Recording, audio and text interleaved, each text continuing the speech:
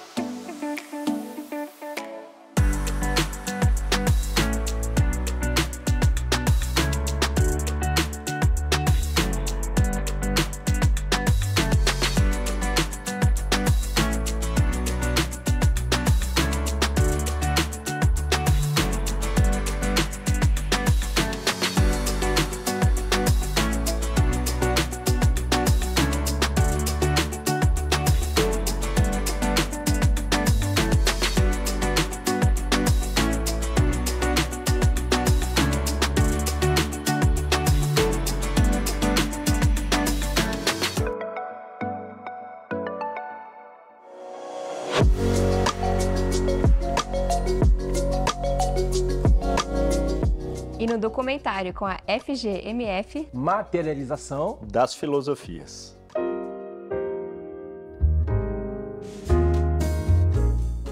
Esse apartamento tem uma história diferente de uma reforma normal. A gente participou desde a escolha do imóvel com o cliente até o resultado final, assim, a flor no vaso. Então, o cliente já era um amigo pessoal nosso. Aí um dia ele veio com 2 apartamentos, me chamou e falou: Fernando, eu tenho 2 apartamentos, tenho esse aqui que é nesse prédio, né, o Concorde, que eu falei: nossa, meu sonho de consumo, né, esse apartamento é demais, tal.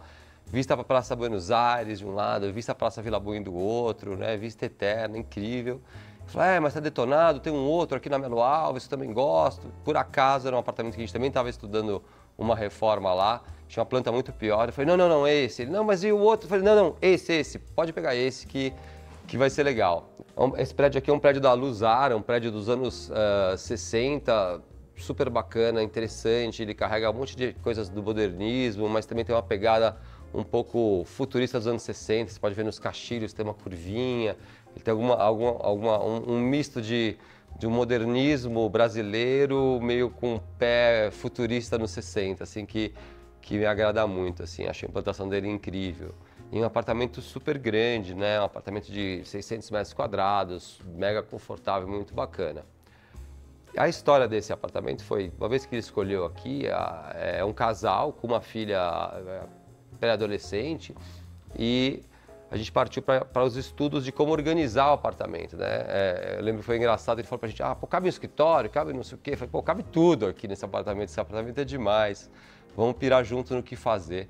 E no final das contas, o que eles pediram, falaram: eu quero um escritório, 2 closets no nosso quarto e quero o meu piano. O piano é uma coisa super importante. Então a gente partiu disso, do piano, dos ajustes de layout e o escritório para montar o projeto.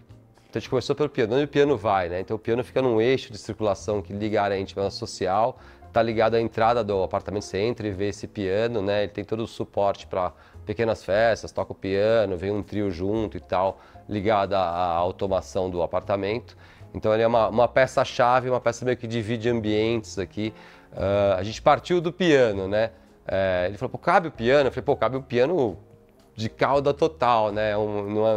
Não é um problema de espaço, assim. Então é curioso que a gente partiu de um móvel existente que tem uma memória emocional para depois criar todo o resto, né? Toda essa história.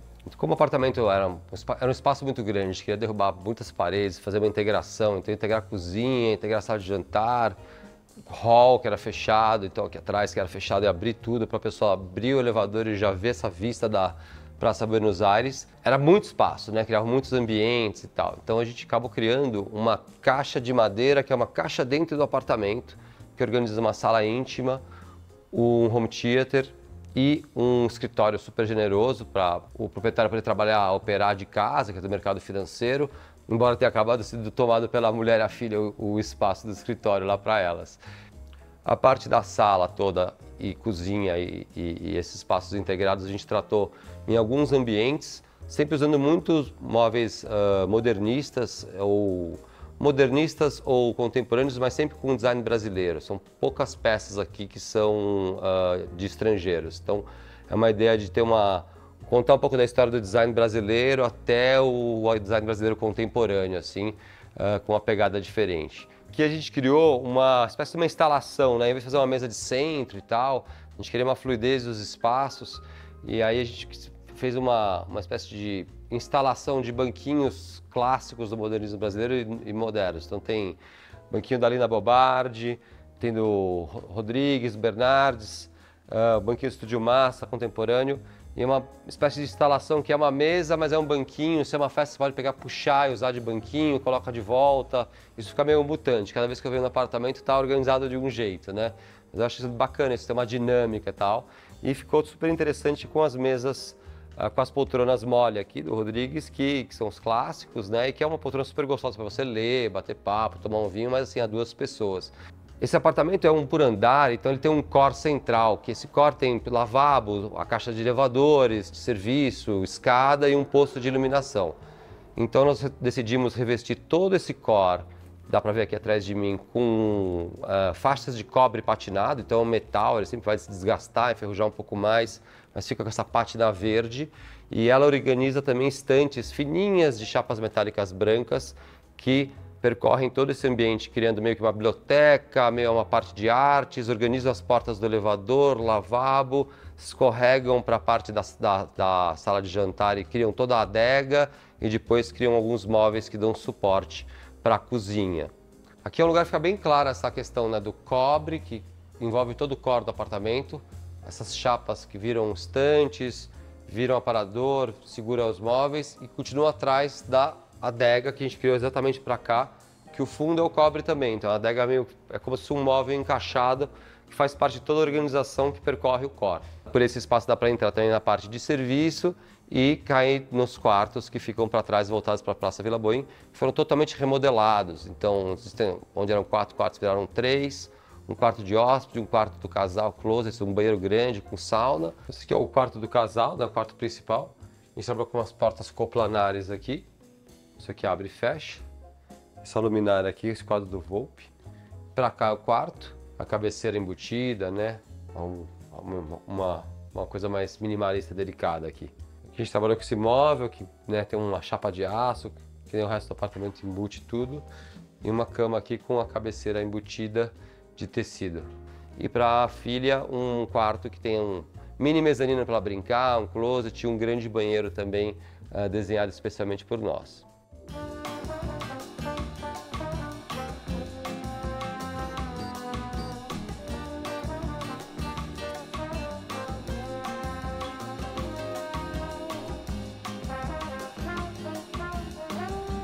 A cozinha, ela é aberta, mas ela é um pouco mais escura porque não tem janela para frente. Então a gente criou uma janela que abre para o lado, interna. A gente trabalhou ela toda em inox e com o basalto subindo e criando bases para a ilha central, que é de Decton, um material da Cosentino, que é um super material, assim, fininho e tal, que é bem bacana.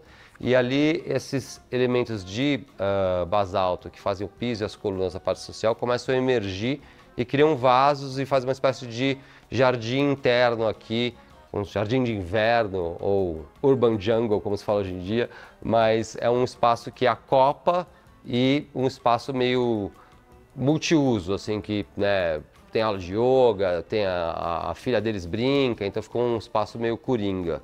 Tem alguns móveis que a gente desenhou especialmente para esse apartamento. Então a mesa de centro da área íntima é um móvel que a gente desenhou especialmente para cá, em pedra, feita uma mesa de centro assim, feita com um super carinho, com uma pedra especial. A gente fez também a mesa de jantar inteira, que é da família Paliteiro, que é um projeto nosso já que ganhou o prêmio da Museu da Casa Brasileira. A gente fez uma variação para essa mesa aqui, que é uma mesa bem ampla. Como a gente já tinha falado, a gente adora trabalhar muito com aço, né? Então essa é uma mesa toda feita em aço, na verdade, os pés e essa chapa principal. A gente só deu uma folhada com uma folha de pau-ferro em cima para ficar mais aconchegante, né, para o uso do dia a dia. Mas ela existe com essa delicadeza e tal, graças ao aço. E ela tem esses pés de tamanhos variados, assim, concentrados no centro, e que são mostrados aqui no tampo, meio como uma revelação de como ela é estruturada, né? Então é uma mesa bem delicada, fininha, que é uma mesa ampla, né, larga e comprida, com essas cadeiras da Dipot aqui, fazendo essa combinação, e as luminárias, né, super delicadas em cima, assim, para dar uma luz bem pontual. A cozinha também é toda feita em aço inox, assim, de propósito, para combinar aqui com esse look do apartamento. A gente criou também aqui o aparador Crista, que é um aparador totalmente em vidro fundido, com aletas inclinadas embaixo, pés inclinados embaixo, para ele travar.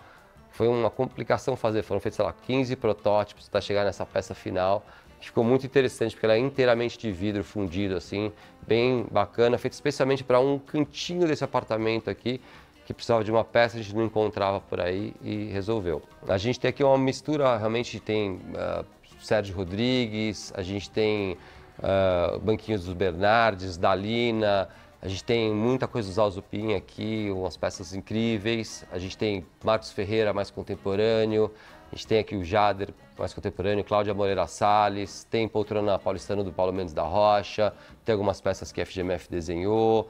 Temos aqui muitas coisas do Bittencourt também, que é um designer que está despontando aí, que é muito bacana. Então tem um mix aqui que eu considero muito interessante em termos de produto. É uma mistura que mostra um pouco da nossa história e o que está acontecendo hoje em dia. Eu acho que é um apartamento que vai envelhecer muito bem, com bastante caráter, nunca vai ficar muito desatualizado e tal, porque ele não segue modismo, senão ele conta uma história.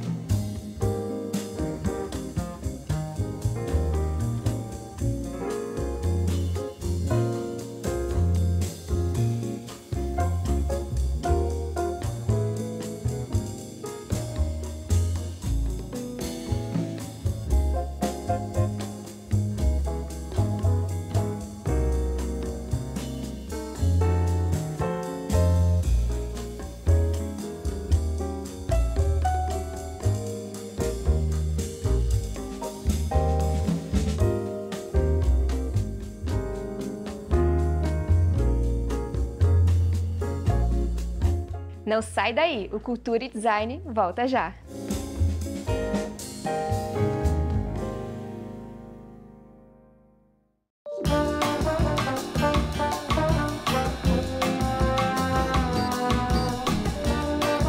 Patrícia Anastasiades, Escalas.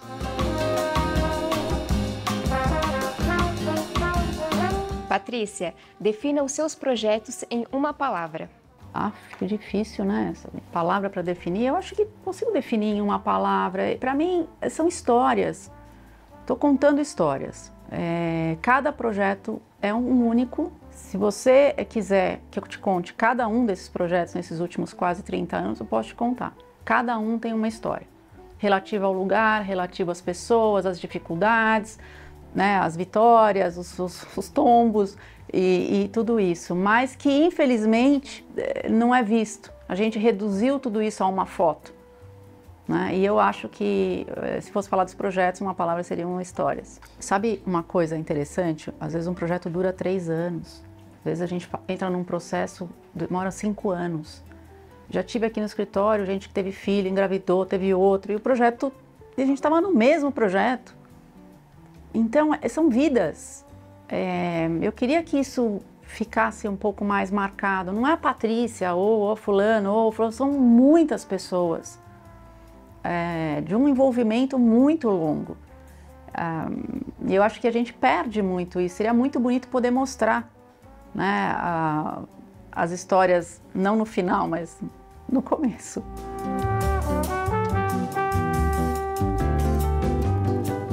Acho que essa relação, né, das escalas, que é totalmente voltado, né, essa relação da arquitetura, para mim é fundamental, né? Eu gosto de trabalhar em escalas diferentes. Então, desde um master plan, onde você tem um olhar de pássaro por cima, até o objeto, né? E também nas distâncias, que eu acho extremamente interessante. Quando a gente fala que a gente se relaciona com o objeto, qual a proximidade que ele está do meu corpo, né? Qual a interação que eu tenho? Quando eu falo de uma arquitetura de interiores, né? Como é que eu me relaciono com esse espaço como um todo? Quando eu falo do próprio prédio implantado, como é que ele se relaciona com o bairro, com a cidade, com o entorno? Essa relação eu acho que é muito importante. Eu gosto muito de projetar, de novo, diversos projetos, eu não tenho uma preferência. Então, no caso, né, um projeto que é interessante, que é o Reserva Alto de Pinheiros, que fica num terreno Lindeiro AZ1, que seria a nossa vista mar, que é uma vista linda. O que eu acho mais interessante é que, apesar dele ser um prédio, ele tem uma escala menor, são 6 andares, 7 andares, e você tem essa visualização que eu gosto muito, estando num prédio, olhando o olho da pessoa que está lá embaixo. Então, acho que esse projeto tem uma qualidade muito grande que parece que você está em casa. Então, dentro dessa proposta de 3 pequenos blocos, né, Pitangueiras, Aroeiras e Manacá, né, eles se relacionam, existe uma tensão positiva entre eles, esse vazio no meio, que tem essa piscina que congrega tudo isso. Você tem privacidade, né, é como se você estivesse numa vila, mas são pequenos prédios. Então, acho que essa relação ficou bem interessante, né? E aí, principalmente na relação com a arquitetura, grandes caixilhos, né? Teto-chão, aí você tem toda essa luminosidade vindo, você se apropria dessa vista. É um local que você não precisa acender a luz durante o dia, nem até o final, até o pôr do sol. Você tem em todos os ambientes uma qualidade de ventilação e iluminação que eu acho super positiva.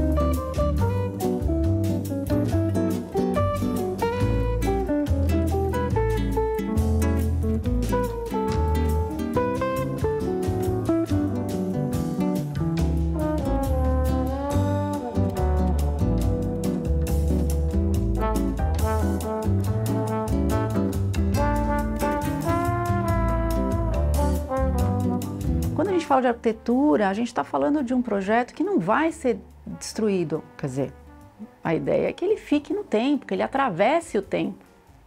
Então, essa questão da tendência, eu acho que mais a moda, né? Que a gente estava falando que é comportamento, que é modos, que tem uma velocidade mais rápida. Eu acho que a arquitetura, ela tem que dialogar com a pessoa e com a cidade e aquilo vai ficar praticamente eterno.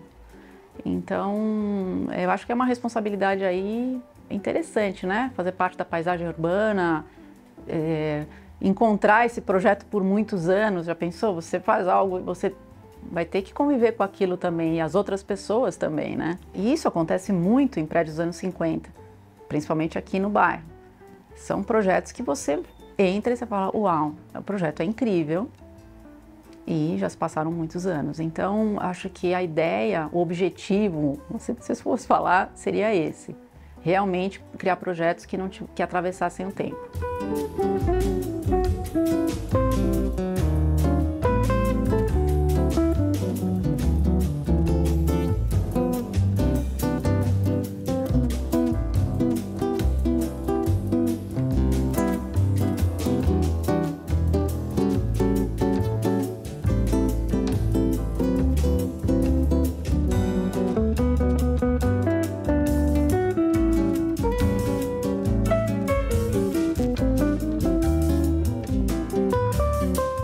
Não sai daí que o programa Cultura e Design volta já.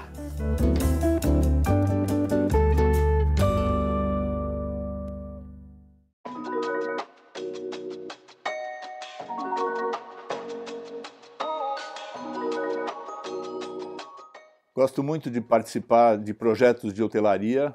Com a Patrícia e sua equipe, é sempre muito prazeroso trabalhar. Eles sempre nos procuram a cada projeto porque percebem que em parceria sempre sai algo diferente, algo novo. Eu me envolvo em todo o processo de criação e desenvolvimento dos produtos, porém o que eu mais gosto de fazer é pesquisar e desenvolver novos materiais naturais para oferecer para os arquitetos utilizarem em seus projetos residenciais ou corporativos. Temos um departamento de design, que é dirigido pela minha esposa, a arquiteta Valéria Beraldin. Após longa pesquisa e definição de um tema, desenhamos os novos produtos ou fazemos collabs com designers ou artistas. A exemplo da coleção Raízes, que lançamos recentemente, numa collab com o artista Ucho de Carvalho, a partir das pinturas em aquarelas feitas por ele. Eu me dedico incansavelmente na busca de novos materiais, novos produtos, e sempre sai algo inédito para os maravilhosos projetos que eles fazem. Investimos na ideia de um artesão que nos fornecia argolas de coco, mas ele tinha uma ideia de fazer um pastilhado. Então investimos na ideia de ele montar uma indústria de pastilhas de coco, onde ele nos fornecia com exclusividade. Depois investimos e conseguimos produzir em grande escala as pastilhas de chifre e de osso bovino. São materiais de descarte da indústria alimentícia e são utilizadas para revestimento de móveis e acessórios e até paredes. Outro material que desenvolvemos, um material natural e totalmente sustentável, são as lâminas de palmito pupunha, um material extraído da natureza, das árvores que caíram no solo. Elas adquirem um cerne especial, a madeira fica extremamente rígida e é um material maravilhoso também. Inspirado pela Eco 92, se falou muito que as empresas teriam que se adaptar, então decidi abrir o Empório Beraldim para trabalhar somente com materiais naturais, porque são sustentáveis, trazem conforto e bem-estar, não poluem o meio ambiente quando são produzidos, são biodegradáveis quando do seu descarte na natureza, ao contrário dos sintéticos.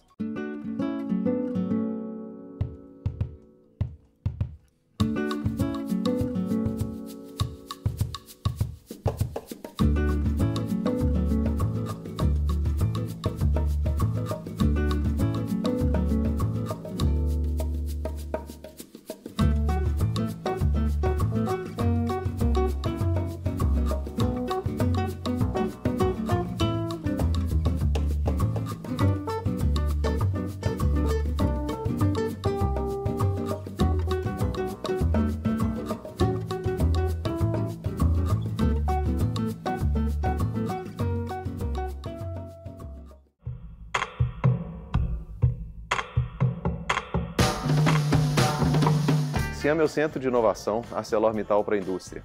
É um convênio que a ArcelorMittal assinou há cerca de 4 anos com a FIENG, onde a gente busca fazer projetos de inovação aberta de caráter mais tecnológico em desenvolvimento de produtos e processos.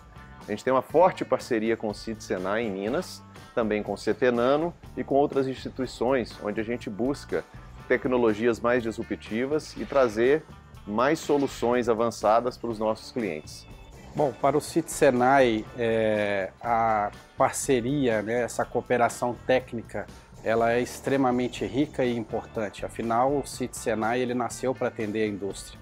E essa parceria sendo uma referência nacional, um case de sucesso nacional entre uma parceria entre uma indústria e um centro de pesquisa, para nós é motivo de orgulho, porque hoje o CIT Senai, junto com a ArcelorMittal, desenvolve múltiplos projetos no desenvolvimento de novos aços, projetos que impactam tanto a questão do negócio da ArcelorMittal, quanto também impactam na sociedade, todo esse conceito de ESG que a gente tem hoje no planeta, os projetos desenvolvidos aqui com a ArcelorMittal e o CIT Senai, os Institutos Senai de Inovação, no final trazem maior benefício para a sociedade, maior geração de negócios para a ArcelorMittal e para o CIT Senai mais conhecimento e atinge o nosso objetivo, que é atender a indústria nacional.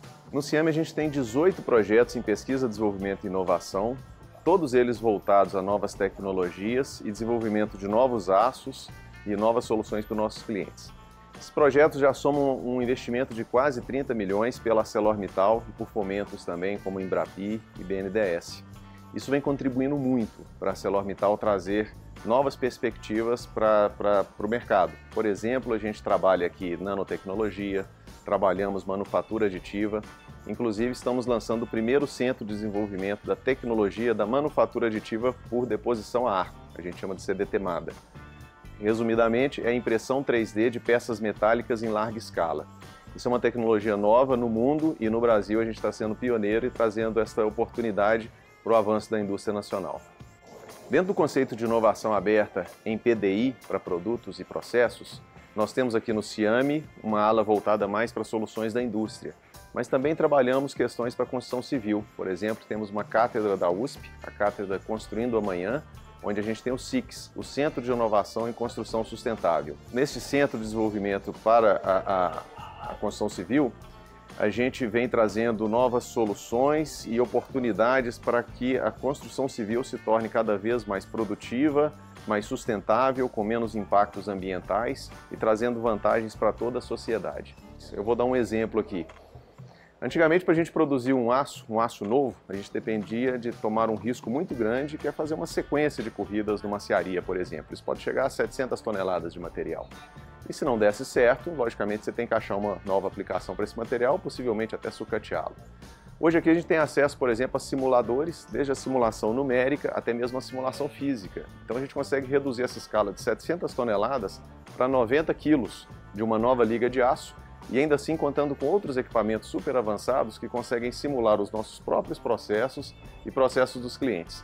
Isso tudo trouxe muita agilidade, assertividade, uma redução de custos e muito mais foco do nosso cliente, das necessidades dele e poder antecipar essas necessidades, trazendo soluções para eles bastante assertivas por meio da simulação. Você sabe por que a Líder em Aços está fazendo o maior investimento do setor no país? Porque esse é o nosso compromisso com o Brasil. Transformar a construção junto com o André, alçar novos voos com a Jennifer e ser a parceira das pequenas e grandes histórias do país, criando, junto com você, as soluções para um futuro melhor. ArcelorMittal, aços inteligentes para as pessoas e o planeta.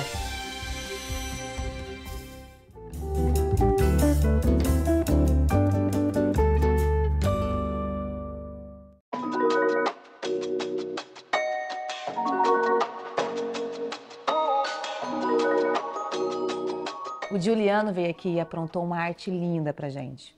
Vamos conhecer o perfil dele?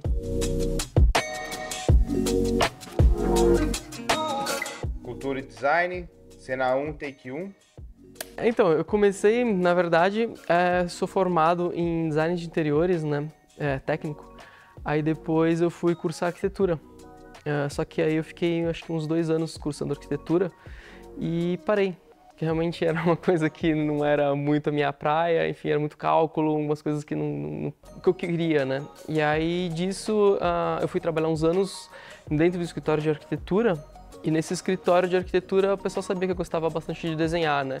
E dele surgiu uma ideia de fazer um projeto, uma arte numa parede, num projeto, só que a dona do escritório, né, a arquiteta, ela não queria que fosse um projeto mais parecido com grafite, né, que na época, em 2007, estava despontando um pouco mais a questão de grafite, né, artes coloridas. Ela me perguntou se eu topava fazer alguma coisa diferente, né, e na época eu acompanhava um pouco, né, de arte fora do Brasil, dentro do Brasil também, o cenário, né, e lá fora o pessoal estava começando a usar caneta, só que eu não tinha ideia de que tipo de caneta que eles usavam, né. Eu peguei uma caneta de carimbo, uma caneta de quadro branco, né? Usei tinta de carimbo e disso veio uma ideia muito crua do que realmente é hoje minha arte, né? Que é essa repetição de linhas, né? Essa questão de monocromático, linhas orgânicas. E ao longo dos anos eu fui tentar entender o porquê que isso era tão satisfatório para mim, o que isso representava para mim, né? Aí, de passagem em vários profissionais assim que me ajudaram,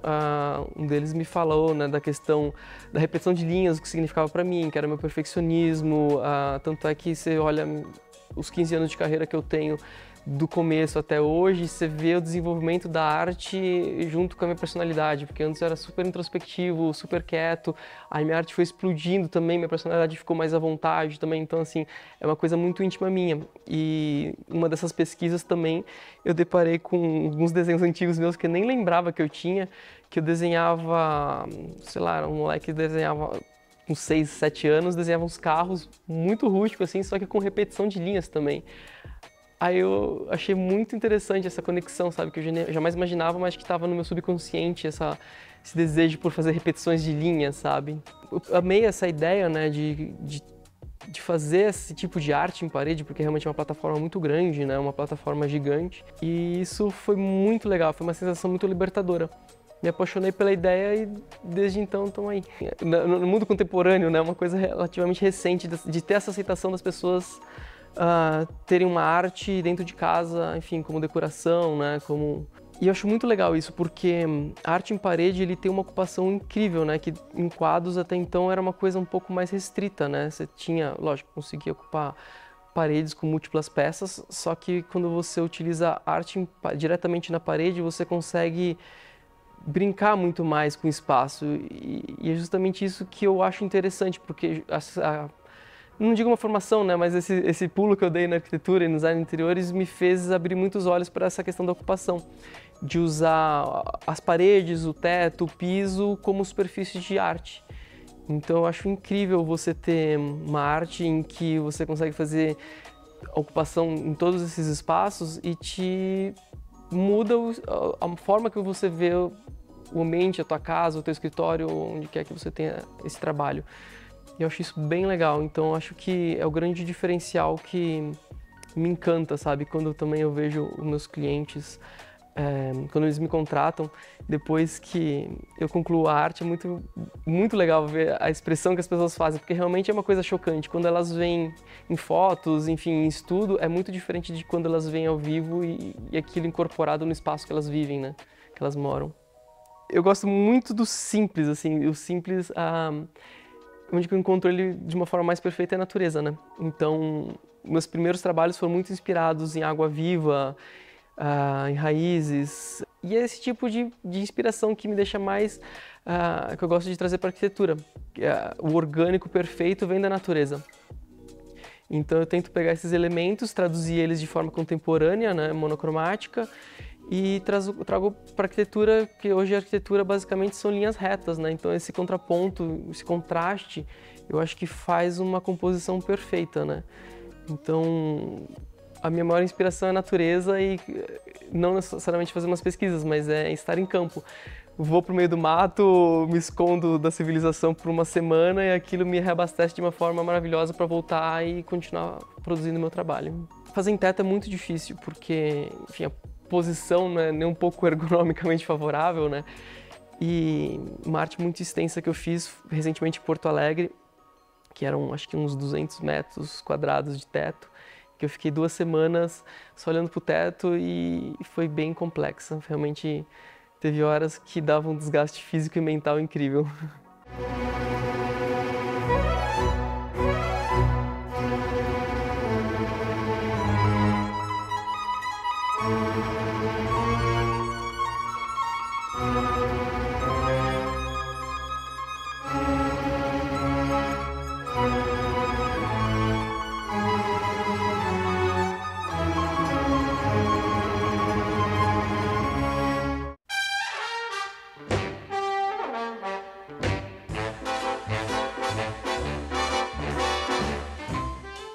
Turma, molho ragu.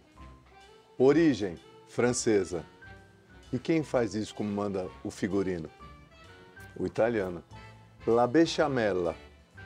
Esse produto, além de ser maravilhoso, ele é conhecido como salva-prato, porque ele acaba arredondando tudo, ele dá um crispy, ele dá um cremoso e ele fica muito bom para esse prato que a gente vai fazer. Parmesão é mais conhecido por parmigiano. O parmesão, ele é tão importante, para mim ele está entre os 3 queijos do mundo, ou entre os 2, que ele come antipasto, se come no prato, finalização, ele dá sabor e ele tem uma importância tão grande que ele tem safra, o parmesão. E é com ele que a gente vai trabalhar. Mozzarella. Quem não gosta? Uma bela pizza de mozzarella. Aliás, eu vou fazer uma pizza para vocês numa outra oportunidade. Então, é um pouco do queijo que a gente vai usar no nosso prato de hoje, que ainda não vou contar, não. Esses ingredientes que eu te mostrei agora são especiais para fazer uma ótima lasanha. Nessa panelinha aqui, ó, tô no mesmo quadro, que a gente vai fazer a lasanha. Você pode fazer um lasanhão, você pode fazer no pirex, aonde você quiser.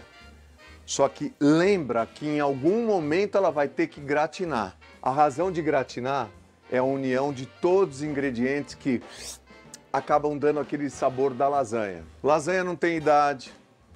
Lasanha está na dieta do hospital, que eu sei. Lasanha junta pessoas. É como pizza, é maravilhosa. Em italiano, se dice le lasagne. Porque são as lasanhas. Porque a gente está lidando com camadas. Primeiro, eu tenho que fazer uma junção, e cada um tem uma maneira de fazer, aprendi com a minha mãe de família, fazer uma junção de molhos. Então eu tenho aqui o ragu e vou misturar com um pouco de bechamel, beleza? Porque eu não quero que a massa encoste direto no metal, que ela pode grudar. A gente vai acabar fazendo sempre 1, 2, 3. O molho, ragu, bolonhesa, que depois a gente fala numa outra ocasião, a diferença entre ragu e bolonhesa. Agora é a vez da massa. A gente pega uma massa, mas Franco, você não vai mostrar fazer a massa? Capítulo à parte. O meu filhão que vocês conhecem, o Lorenzo, Masterchef Júnior Brasil, falou: pai, eu vou fazer um programa com você que eu vou fazer a massa.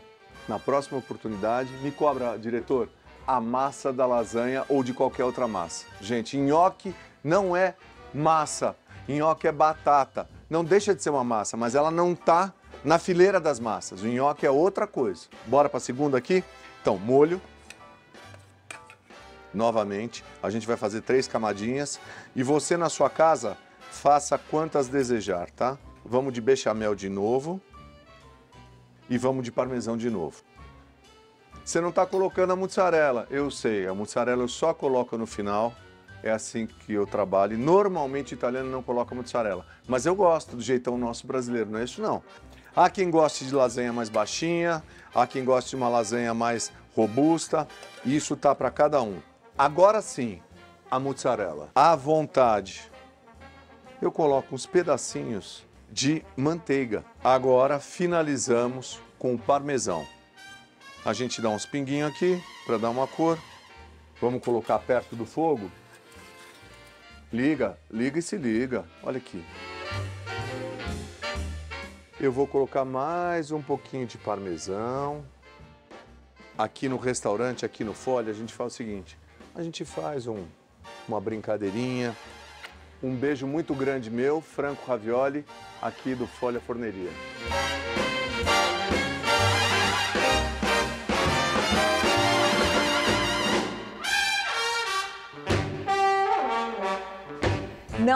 Não, vai embora. A gente já volta.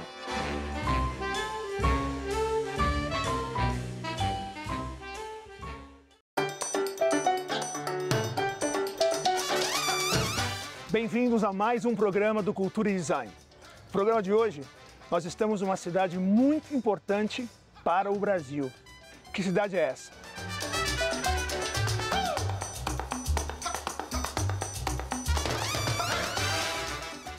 Bom, meus amigos, que bom que vocês aceitaram o convite de vir conhecer minha terra natal. Estamos aqui na região do Valongo, que é uma região muito visitada. E para você aí de casa que ainda não descobriu, estamos aqui na minha cidade natal, Santos. Então sejam bem-vindos ao É Pra Lá Que Eu Vou do Cultura Design, aqui em Santos, meu caro galera. Eu tô muito feliz, cidade nova, culinária nova, tô preparado para comer.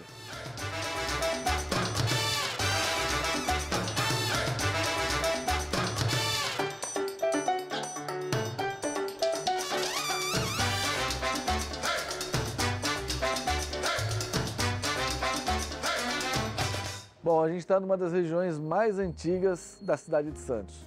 Importante ressaltar que, em que pese o Brasil ter sido descoberto na Bahia, um dos primeiros núcleos populacionais do país foi a nossa região aqui. Começou em São Vicente, em 1532, e que não dá para falar de Santos sem falar de São Vicente, e tudo começou na mesma época. A estação ela foi construída, foi inaugurada em 1867, e foi construída exatamente no lugar onde antes havia um convento, que era ligado a essa igreja aqui do lado, que é de Santo Antônio do Valongo. No princípio da obra, era para ter sido demolido o convento e a igreja.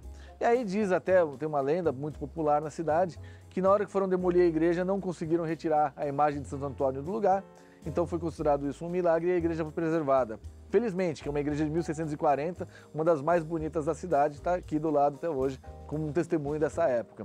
E aí foi construída essa estação, é a primeira estação ferroviária do estado de São Paulo, foi inaugurada em 1867 e depois, por volta de 1895, ele foi reformado e se transformado no estilo que é hoje.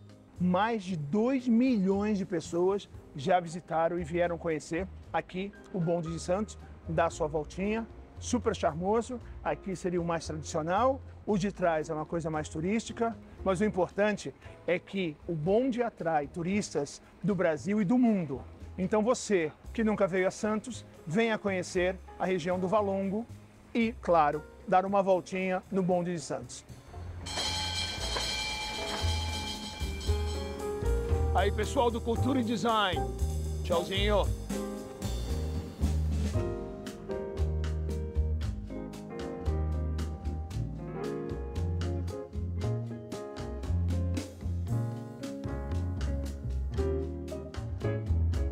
Então, esse bonde é um bonde chamado bonde aberto. Ele foi fabricado na Escócia em 1912 e era uma raridade. Só existe esse modelo no mundo. Então, a Escócia fabricou bondes para Santos, então esse é um modelo único em funcionamento e é o mais antigo do Brasil. Outra curiosidade desse carro, esse carro ele é bidirecional, ou seja, ele rodava para os dois lados. E aí a ideia é interessante que o banco foi pensado exatamente para ter essa função. O bonde muda de direção, os bancos rebatem, então você pode andar para os dois lados. Outra característica desse veículo é que esse veículo tem estribo duplo. E para que serve o estribo duplo, na realidade? Para facilitar o embarque dos usuários e também tinha uma outra situação. As mulheres antigamente usavam vestidos muito justos. E esse banco, esse estribo duplo, fazia com que as mulheres conseguiam adentrar no bonde com maior conforto. Outro detalhe interessante em relação à inovação que existia, em relação ao sistema de balaústre, que é esse suporte de embarque. Ele serve tanto para usar como apoio para o usuário, como também como calha de água. A água ela desce pelo cano, fazendo com que não caia também nos passageiros. Existe também uma questão que pensava na ergonomia do motorneiro. O motorneiro é a pessoa que pilota o bonde. E a questão da ergonomia seria relacionada a este banco, que é original, onde ele regulava a altura e ele também tinha um mecanismo de regulagem para que o motorneiro pudesse ficar em pé. Então é outra característica desse veículo. Outra coisa interessante é que o bonde não tem buzina. O nome da buzina do bonde chama-se tímpano.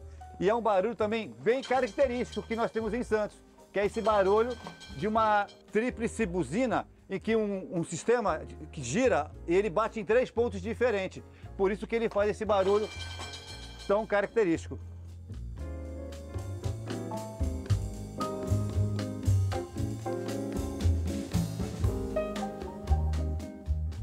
Bom, já que vocês não me levaram para Santos, eu quero saber quais os lugares que eu não posso deixar de visitar. Fala um, galã. Vila Belmiro. Museu do Rei Pelé. E aí, pessoal? Fala comigo. A gente vai conhecer um lugar que basicamente é em homenagem ao maior craque de todos os tempos. Estamos falando de Pelé! No Museu do Pelé. Edson Arantes do Nascimento. É isso aí. Então a gente está na minha casa. É isso aí. Olha só. Aí. Boa!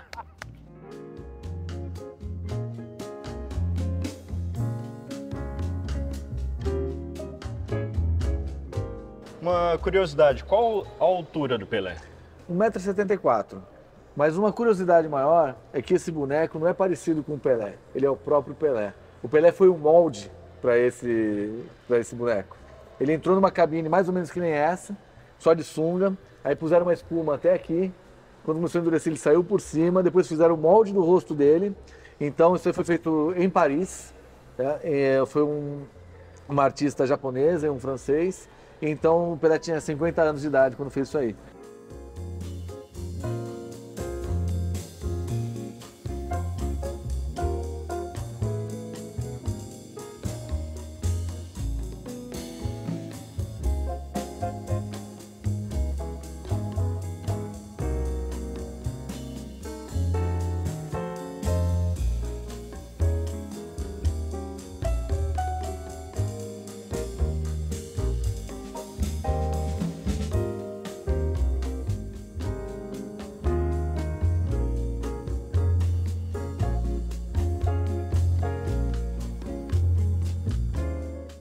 Continuando o nosso passeio pelo Centro Histórico de Santos, vamos conhecer agora o Museu do Café. E aí, meus amigos, o que vocês acharam do Museu do Café? Eu gostei, mas eu acho que eu tô sentindo falta de alguma coisa, né? Pelo que eu entendi, ó, muito bonita a arquitetura, tudo lindo, a história é maravilhosa, mas pelo que eu entendi, aqui eram negociadas toneladas de café. Exato. E em cima ficavam os fazendeiros, aqui os corretores, muito café passando por aqui. Exatamente, mas na verdade a gente queria só um pouquinho desse café. Até agora dá um cheirinho de café por aqui, não tem como a gente tomar um cafezinho? Pô, não dá para convidar vocês e não servir o café. Por favor. Vamos no café. Vamos lá. Toneladas de café. Toneladas? Eu só tenho uma xícara. Só aqui, ó. Vamos pegar o café. O Museu do Café está dentro de um prédio icônico aqui da cidade de Santos, né? Um prédio que foi construído para ser a Bolsa Oficial do Café, uma bolsa específica para poder fazer as operações de comercialização do café, né, no início do século XX. Desde 98, ele passou a abrigar o Museu do Café, que passou a ser um local de memória para contar toda essa importância histórica da cafeicultura brasileira, mas e ainda hoje ele é muito importante para a cidade, porque a gente está aqui do lado do Porto de Santos, o principal porto da América Latina, onde escoa 80% da cafeicultura brasileira. O museu ele é muito dinâmico, né? Então a gente tem muitas coisas, né? Tem sempre uma programação cultural muito vasta. E eu já desde já convido a todos a nos acompanharem nas redes sociais, né? @Museu do Café ou no site museudocafé.org.br.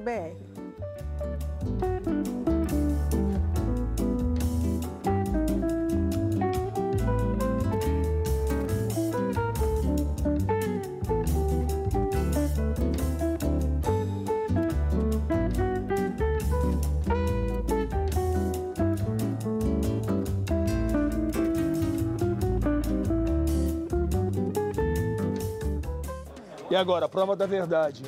Como é que tá o café? Vamos provar. Delicioso. Vou até pedir outro aqui, ó. Você pensar, esse museu aqui tem muita história, né? E café? Tudo bem, o papo tá muito bom, né? História, café, mas... Que horas que saiu o almoço? Eu te falei, se prepara. A hora da vergonha. Uma cidade como Santos, que tem praticamente 500 anos de existência, o seu centro histórico é a sua pérola, né? É o seu DNA principal. Aqui nasceu a cidade, né? Nesse trecho entre o Valongo e o Paquetá, foi onde se formou a cidade. E nós estamos justamente aqui no eixo principal, que era a antiga Rua Direita. E no período colonial de construção das cidades, as ruas direitas dessas cidades antigas eram os núcleos de onde floresciam a cidade para os seus arrabaldes, né? Então aqui é um lugar nevrálgico, importante. Nós estamos aqui perto da Bolsa, num lugar que a gente chamava de Quatro Cantos, no século XIX, que era realmente o lugar mais importante do ponto de vista do poderio econômico da cidade. A Rua 15 de Novembro ela foi conhecida nos áureos tempos do café como a Wall Street brasileira, porque era aqui que se decidia o preço do principal produto de exportação brasileiro. Foi quem moveu o Brasil, foi quem propulsionou o Brasil a ser um país de grande força no mercado e no cenário mundial.